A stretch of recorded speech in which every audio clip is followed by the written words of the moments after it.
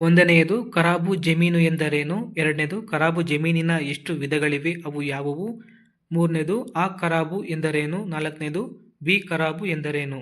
ಕರ್ನಾಟಕ ಭೂ ಕಂದಾಯ ನಿಯಮಾವಳಿಗಳು ನಿಯಮ 21/2 ಖರಾಬು ಪ್ರದೇಶಗಳ ಬಗ್ಗೆ ವಿವರಣೆಯನ್ನ ನೀಡುತ್ತಾ ಹೋಗುತ್ತೆ. ಖರಾಬು ಜಮೀನು ಎಂದರೇನು? ಯಾವುದೇ ಒಂದು ಸರ್ವೆ ನಂಬರಿನಲ್ಲಿ ಸಾಗುವಳಿಗೆ ಯೋಗ್ಯವಾಗಿಲ್ಲದ ಪ್ರದೇಶ ಅಥವಾ ಕೃಷಿಗೆ ಯೋಗ್ಯವಲ್ಲದ ಪ್ರದೇಶವನ್ನ ಖರಾಬು ಜಮೀನು ಎಂದು ಕರೆಯುತ್ತಾರೆ. ಅಳತೆ ಕಾಲದಲ್ಲಿ ಇಂತಹ ಪ್ರದೇಶವನ್ನ ಪ್ರತ್ಯೇಕವಾಗಿ ಅಳತೆ ಮಾಡಿ ವಿಸ್ತೀರ್ಣ ಕಂಡುಹಿಡಿದು ಸರ್ವೆ ನಂಬರಿನ ಒಟ್ಟು ವಿಸ್ತೀರ್ಣದಲ್ಲಿ ಖರಾಬು ವಿಸ್ತೀರ್ಣವನ್ನ ಕಳೆದು ಉಳಿದ ಸಾಗುವಳಿ ವಿಸ್ತೀರ್ಣಕ್ಕೆ ಮಾತ್ರ ಕಂದಾಯವನ್ನ ನಿಗದಿಪಡಿಸಿರುತ್ತಾರೆ.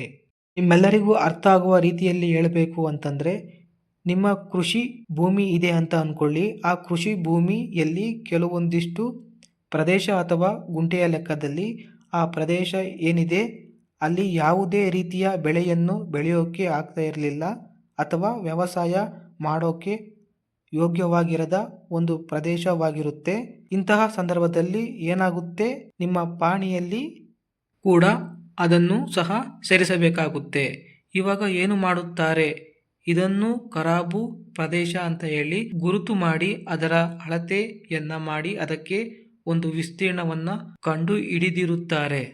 ನಿಮ್ಮ ಜಮೀನಿಗೆ ಒಂದು ಕಂದಾಯವನ್ನ ನಿಗದಿ ಮಾಡುವಂತಹ ಸಂದರ್ಭದಲ್ಲಿ ಈ ಕೃಷಿಗೆ ಯೋಗ್ಯವಾಗಿರದ ಪ್ರದೇಶವನ್ನ ಮೈನಸ್ ಮಾಡಿ ನಂತರ ಉಳಿದ ಸಾಗುವಳಿ ಪ್ರದೇಶಕ್ಕೆ ಮಾತ್ರ ಕಂದಾಯವನ್ನ ನಿಗದಿ ಮಾಡುತ್ತಾರೆ. ಇದು ನೆನಪಿರಲಿ ಸ್ನೇಹಿತರೆ, ಖರಾಬು ಜಮೀನಿನ ಒಟ್ಟು ವಿಸ್ತೀರ್ಣಕ್ಕೆ ಕಂದಾಯದಿಂದ ವಿನಾಯಿತಿ ಇರುತ್ತದೆ. ಖರಾಬು ಜಮೀನಿನ ವಿಧಗಳು. ಇದರಲ್ಲಿ 2 ರೀತಿಯ ವಿಧಗಳಿವೆ.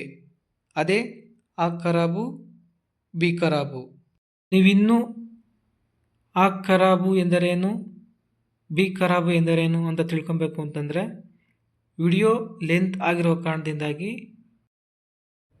ನೀವು ತಿಳ್ಕೊಬೇಕು ಅನ್ನೋದಾದರೆ ವರದ ಶಿವ ಯೂಟ್ಯೂಬ್ ಚಾನಲ್ಗೆ ಹೋಗಿ ಸಬ್ಸ್ಕ್ರೈಬ್ ಆಗಿ ನೋಡಿ ಅಂತ ಹೇಳ್ತಾ ಈ ವಿಡಿಯೋ ಇಲ್ಲಿಗೆ ಎಂಡ್ ಮಾಡ್ತಾ ಇದ್ದೀನಿ. ನಮಸ್ಕಾರ.